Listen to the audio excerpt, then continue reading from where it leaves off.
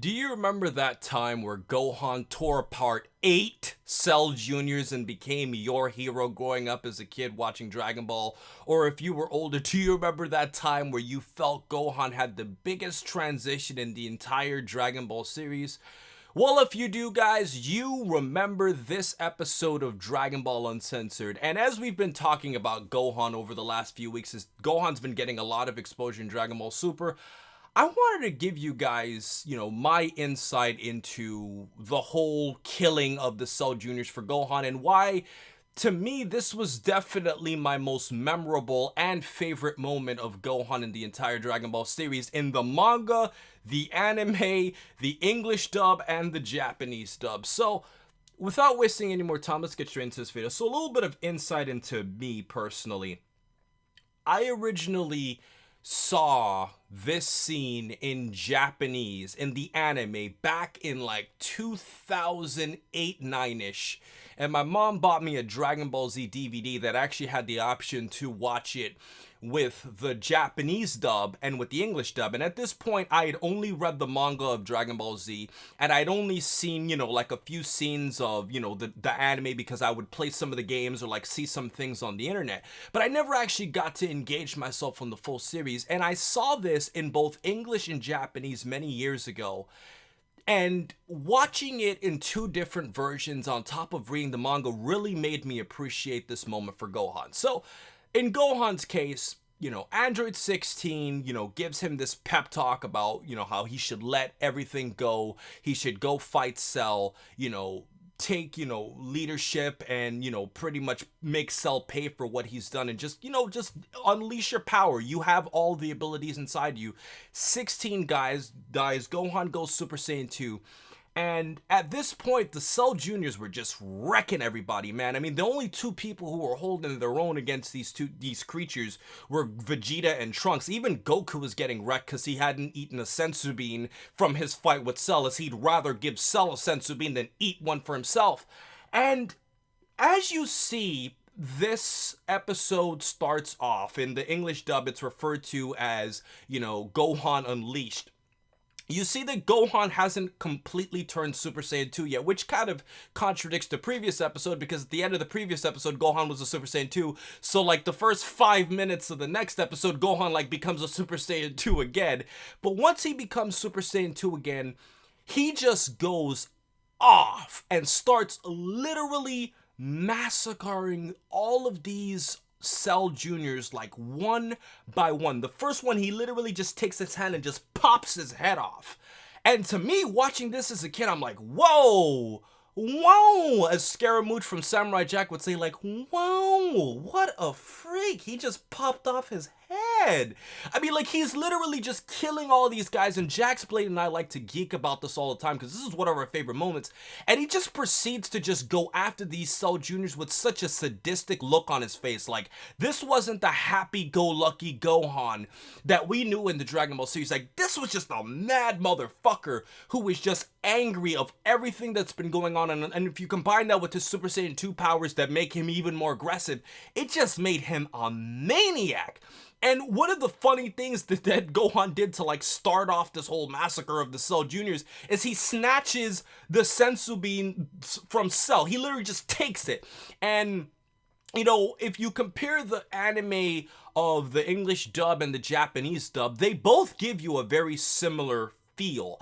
The Japanese dub, however, makes it feel as if Gohan was more of like this silent assassin who's just going out and just killing the Cell Juniors with no regard for human life. But the English dub added some extra dialogue lines that, in my opinion, although I don't think it really enhances the moment, it does give it a unique twist, as you feel like Gohan's kind of venting his frustration from what all the Cell Juniors were doing before. But even in the English and the Japanese dub, Gohan was relatively silent in this moment, which is what I feel really adds to all of this. And to see how all of the other Dragon Team members, Z Fighters, just looking at Gohan and it really capitalizes what they're watching, because it wasn't like Gohan just had a huge power up. It's like Gohan actually grew up. It's like he became a man. It's like he wasn't the child that needed Goku and Piccolo and, Krillin to protect him, as they would, on planet Namek or against the Saiyans. It's like Gohan no longer needed anybody. It's like Gohan was there to protect them. And he did it against creatures that they couldn't beat. So it truly, completely changes his character. And one of the big things about this moment to me, guys, is you're seeing Cell watching this with amazement. And although Cell's trying to shrug it off and, show off and how he's not scared about Gohan's power, you can tell deep down inside that Cell is kind of shitting his pants. Now, granted, we hadn't seen the full extent of Cell's power up until this point, because later on Cell would, completely power up and fight Gohan, going all out, which we knew Cell was holding back against Goku.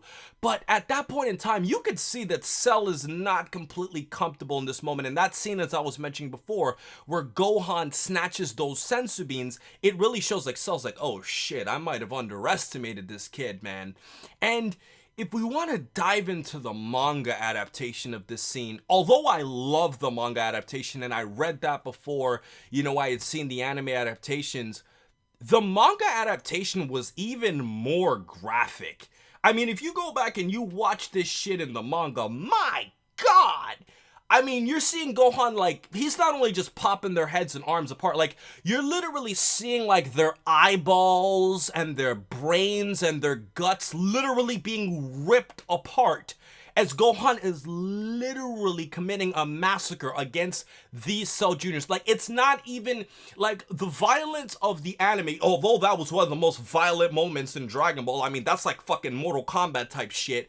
The fucking manga was whoa, if they animated this, I don't know how this could have made it to television. I mean, it was really graphic. Go back and look at what Gohan did to the Cell Juniors in the manga. And obviously, because in the manga, Gohan literally killed them over the span of a few pages, you can't really enjoy the moment as much as the anime, where you see more of Gohan's reactions to as he's killing all the Cell Juniors. And what I loved the most, about all of this, guys, about everything that Gohan was doing against the Cell Juniors in this, is that I loved how calm and collected Gohan was.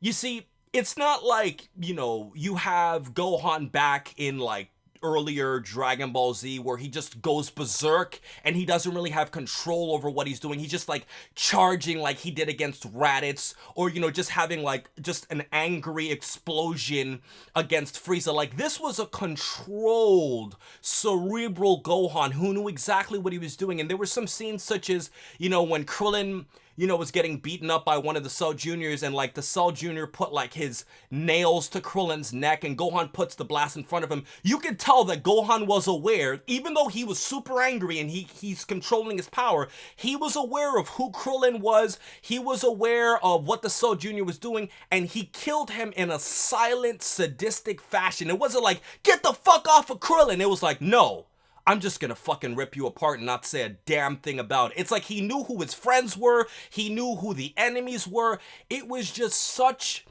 an amazing, well put together performance of the ages in Dragon Ball that really marks the peak of my interest in Gohan's character. And I can definitely understand why people have such a preference to Team Gohan, over the other versions of Gohan. Personally, over the years, my favorite version of Gohan has become Future Gohan, as I just really like the adaptation of his character. When everybody else dies due to unfortunate circumstances and Gohan has to take the mantle of leadership. But, watching Team Gohan, versus the Cell Juniors was just a treat, man. And although, there are different versions in the anime, the manga, and obviously comparing the English dub and the Japanese dub, all of those moments really portray the evolution of Gohan's character from this whiny kid who needed Krillin and Goku and Piccolo to protect him from anything, to this young man who knew everything of what he was doing. And ultimately this would cost Gohan later on, as the fights drag out and he fights against Cell, and he kind of gets more arrogant about his power after he obviously tested his power against the Cell Juniors and Cell and knew how superior he was to everybody. And that was ultimately the decline of Gohan's character at that point, as his ego got to his head. But just seeing that moment again, guys, it really gives you a treat for Dragon Ball. It really gives you a mark. And this is definitely one of the most memorable moments in Dragon Ball for me. And let me know what you guys think in the comment section below, as I definitely felt that this version of Gohan would have been a great, discussion for you guys today in this Dragon Ball Uncensored video. So, with everything else said, guys, I hope you guys like these Gohan videos that have been going up on all these Dragon Ball YouTuber channels. I have a big theory video dropping for you guys this week, so stay tuned for that. In addition to me also talking more about Dragon Ball Super and a lot of 9 yards. So, with everything else said, please remember to rate, comment, and subscribe. And remember, as I always say, to have a great day, guys.